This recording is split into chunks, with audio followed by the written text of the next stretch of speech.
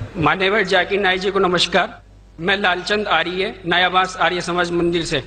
सबसे पहले मान्यवर रोशनलाल जी से एक सवाल करना चाहता हूँ। स्वामी दयानंद सरस्वती ने जो अपनी जीवनी में लिखे सत्तार्थ प्रकाश में, उसमें श्री कृष्ण जी को योगी राज श्री कृष्ण का है, जबकि कि उनकी कोई बीवियां नहीं थी, एक के अलावा। उनका नाम था रुक्मणी और उनसे ही बच्चा पैदा हुआ था पदुम। इन्होंने एक इल्जाम लगाया आर्य जाति पे कि श्री कृष्ण जी की 11,000 पत्नियां थी। कृपया आप समाधान करें और इसका जवाब आप पूर्ण लें इनसे कि इन्होंने जो इल्जाम लगाया है क्या वो सही है या गलत है। जवाब के लिए इंशाल्लाह मैं हाजिर हूं। इधर सवाल मुझसे पूछा जाएगा इंशाल्लाह। शंकराचार्य अगर चाहते मैं जवाब के बाद इजाफा करना चाहते मैं उन्हें दे दूंगा इंशाल्लाह। मैं भी तालिब इल्म हूँ अल्हम्दुलिल्लाह, सिर्फ कुरान का नहीं, वेद का भी, महाभारत, रामायण इंशाल्लाह। पहले आपका सवाल दूंगा इंशाल्लाह और बाकी जो शंकराचार्य ने कहा उसका भी जवाब दूंगा। भाई साहब ने कहा कि जो मैंने इल्जाम लगाया कि कृष्ण के 16,000 से ज्यादा बीवी थी, वो इल्जाम ने वो आपके महाभारत में लिखा हुआ है। और कृष्ण की एक बीवी ने 8 बीवियां थे, 8 बीवियां थे, उसमें से रुक्मणी थी, 8 बीवियां थी। उसके बाद 16,100 जब जंग के हालत के अंदर उनने 16,100 से शादी की। ये लिखा है महाभारत के अंदर अनुशासन पर्व में। मैं आपको हवाला दे रहा हूं।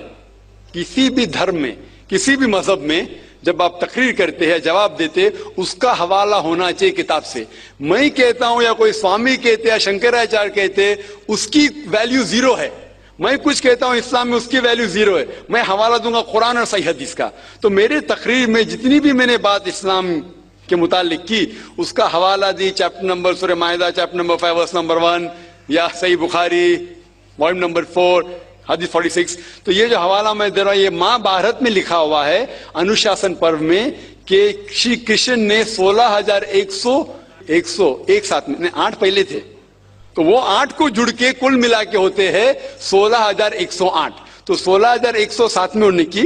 वो जंग के हालत में जब कई लोग मारे गए, तो उस हालात में तो ये इल्जाम नहीं, हकीकत है। अगर आप समझते ये गलत है तो आपको महाभारत में नहीं मानना चाहिए।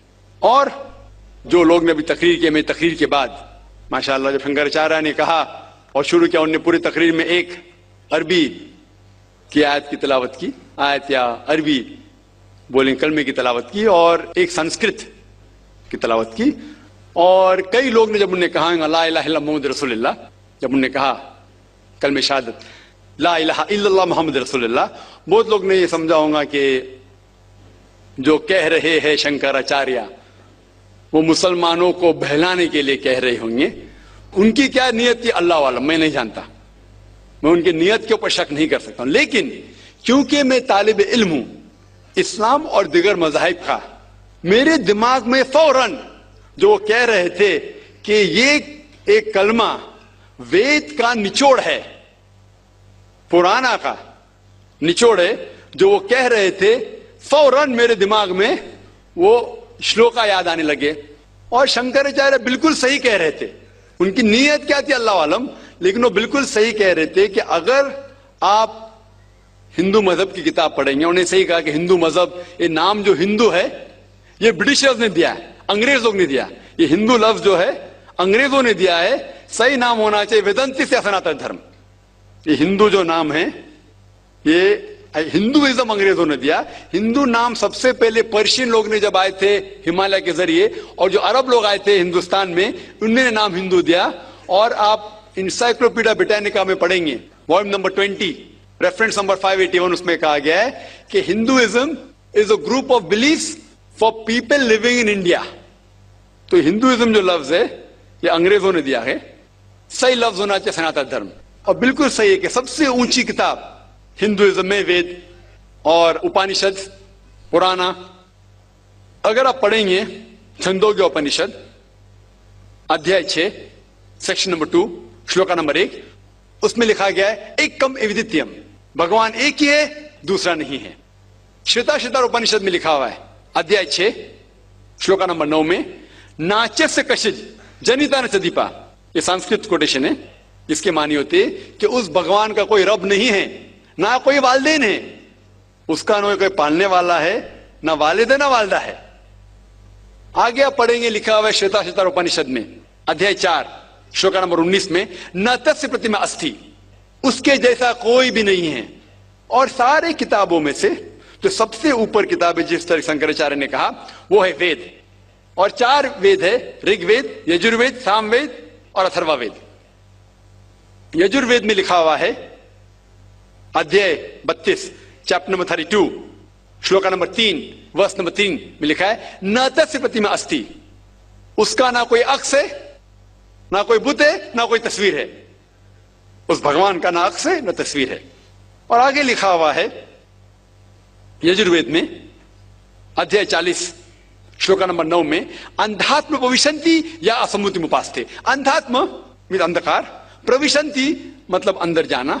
वो लोग अंधकार में जा रहे हैं जो लोग असंभूति की पूजा करते हैं। असंभूति मतलब कुदरती चीजें, हवा, आग, पानी। जो लोग कुदरती चीजें की पूजा करते हैं वो अंधकार में जा रहे हैं। और आगे श्लोका कहता है कि वो लोग और गहरे अंधकार में जा रहे हैं जो लोग संभूति की पूजा करते हैं। संभूति मतलब बनाई हुई चीजें, मतलब टेबल, चेयर, गाड़ी, बुत। ये जो बनाई हुई चीजें हैं उसकी अगर पूजा कर रहे हैं तो और अंधकार में जा रहे हैं। और आप पढ़ेंगे ऋग्वेद, चारों वेदों से सबसे ऊंचा वेद है ऋग्वेद। ऋग्वेद में लिखा हुआ है, जिल्द नंबर 1, बुक नंबर 1, किताब number 1, him number 164, shloka number 46, एकम सत विप्र बहुधा वदान्ते। जिसके मानी है सच एक है, सच्चाई एक है, भगवान एक है। और संत लोग भगवान को मुख्तलिफ नामों से पुकारते हैं, लेकिन भगवान एक है। और जो उनने संस्कृत में श्लोक पढ़ी वो आदि श्लोक थी, पूरी श्लोक में पढ़ूंगा इंशाअल्लाह। वो श्लोक जो उन्होंने पढ़ी वो ब्रह्म सूत्र है, हिंदुइज्म के ब्रह्म सूत्र है। एकम ब्राह्म द्वितीया नास्ते, आदि पढ़ी, पूरी है। एकम ब्राह्म द्वितीया नास्ते, नहना नास्ते नास्ते किंचन। जिसके मानिए भगवान एक ही है, दूसरा नहीं है, नहीं है, नहीं है, जरा भी नहीं है।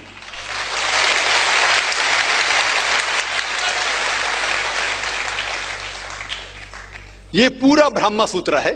वक्त की किल्लत की वजह से उन्हें आधा पढ़ा और मुझे ऐसा लग रहा था जैसे कि उनने मेरी एक तकरीर सुनी जिसका मौजू है similarities between Hinduism and Islam. Hinduism और इस्लाम में यकसानियत। ये हो गया पहले पाठ कलमा का, ला इलाहा इल्लल्लाह, ना कोई माबूद है अल्लाह के सिवा। अब दूसरे पाठ है मोहम्मद सल्लल्लाहु अलैहि वसल्लम, मोहम्मद रसूलुल्लाह, मोहम्मद सल्लल्लाहु अलैहि वसल्लम रसूल है। और अगर आप पढ़ेंगे, इसके ऊपर एक तकरीर में दी है सिर्फ मोहम्मद सल्लल्लाहु अलैहि वसल्लम के बारे में जिक्र दीगर मज़ाहिब की किताबों में, खुसूसन हिंदुइज्म के। और अगर आप पढ़ेंगे पुराना का जिक्र किया उन्होंने, भविष्य पुराना में पर्व 3, खंड 3, अध्याय 3, श्लोका 5 to 8, उसमें लिखा हुआ है कि एक मलेच्छा आएगा। मलेच्छा मतलब फॉरेनर, बाहर का कोई शख्स आएगा, उसका नाम होगा मोहम्मद। वो अपने साथियों के साथ आएगा, जिसका मतलब साहबियों के साथ, और वो लोग को सही दिशा दिखाएगा और राजा भोज उनको इज्जत देंगे। आगे पढ़ेंगे आप भविष्य पुराना पर्व 3, खंड 3, अध्याय 3, श्लोका 10 से लेके 27 तक। उसमें लिखा हुआ है कि ये शख्स आर्य धर्म को फैलाएगा, सच्चा धर्म को फैलाएगा, और इस शख्स के मानने वाले दाढ़ी उगाएंगे, सिर पे शेंडी नहीं रखेंगे, लोग को नमाज के लिए बुलाएंगे, एक इनकिलाब दुनिया में लेके आएंगे, गोश्त खाएंगे लेकिन सूअर का गोश्त नहीं खाएंगे, और ये सच्चाई फैलाएंगे। उनका नाम है मुसलमान। ऐसे कई मोहम्मद सल्लल्लाहु अलैहि वसल्लम का जिक्र भविष्य पुराना में है, ऋग्वेद में है, सामवेद में है, अथर्ववेद में है, और खुसूसन अगर आप पढ़ेंगे पुराना में भी है, जिसका नाम है कल की पुराना। और कल की पुराना अगर आप पढ़ेंगे अध्याय 2, chapter number 2, verse number 4, 5, 7, 11 and 15, जिसका भागवत पुराना में भी जिक्र है, volume number 2, verse number 18 to 25, 18 से 25 तक, जिसमें कल की पुराना का जिक्र है। कल युग में एक शख्स आएंगे जिसका नाम है कल की। उनके वालिदा का नाम है सुमति और वालिद का नाम है विष्णु यास। सुमति के मानिए अमन, अमन करने वाली। और हम जानते हैं कि हमारे पैगंबर, आखिरी पैगंबर सल्लल्लाहु अलैहि वसल्लम के वालिदा का नाम था आमिना, जिसका मतलब है अमन फैलाने वाले। और विष्णु यास मतलब भगवान की इबादत करने वाला, और हम जानते हैं मोहम्मद सल्लल्लाहु अलैहि वसल्लम के वालिद का नाम अब्दुल्ला था। इस तरीके से मोहम्मद सल्लल्लाहु अलैहि वसल्लम के आने का जिक्र कल्कि पुराना में है और भागवत पुराना में भी है। तो इस बुनियाद पर ये पूरी तकरीर कर सकता हूं मैं 2 घंटे के लिए, 4 घंटे के लिए, सिर्फ मोहम्मद सल्लल्लाहु अलैहि वसल्लम का जिक्र हिंदू मजाहिब की किताबों में। अभी वक्त नहीं है, लेकिन ये दोनों जोड़ के जो शंकराचार्य ने बिल्कुल सही कहा, ला इलाहा इल्लल्लाह मोहम्मद रसूलुल्लाह, के निचोड़े का ना कोई माबूद है अल्लाह के सिवा, और मोहम्मद सल्लल्लाहु अलैहि वसल्लम के पैगंबर है। लेकिन आखिरी में हमारे मोहतरम शुएब साहब ने कहा कि अल्लाह उन्हें हिदायत दे, और मैं भी अल्लाह ताला से दरखास्त करता हूं कि अल्लाह उन्हें हिदायत दे। ना ही सर कटाने की इस्लाम के लिए, इस्लाम के ऊपर अमल करने के, हो सकता है कि काफी चीज पर अमल करते होंगे, लेकिन मुकम्मल जिस तरीके से कहा गया है उनके वेद के अंदर कल की पुराना में, एक शख्स आएंगे जो आपको सीधी रास्ता दिखाएंगे। वो जिक्र है कल की के बारे में, जो जिक्र मोहम्मद सल्लल्लाहु अलैहि वसल्लम के बारे में, और उन्हें इस्लाम की किताबें पढ़ी अल्हम्दुलिल्लाह सुम्मा अल्हम्दुलिल्लाह। और इंशाअल्लाह मैं भी दुआ करता हूं कि अल्लाह ताला शंकराचार्य को हिदायत दे। तो जो भी सवाल का जवाब है अल्हम्दुलिल्लाह किताबों के हवाले से होना चाहिए, वो सही जवाब है।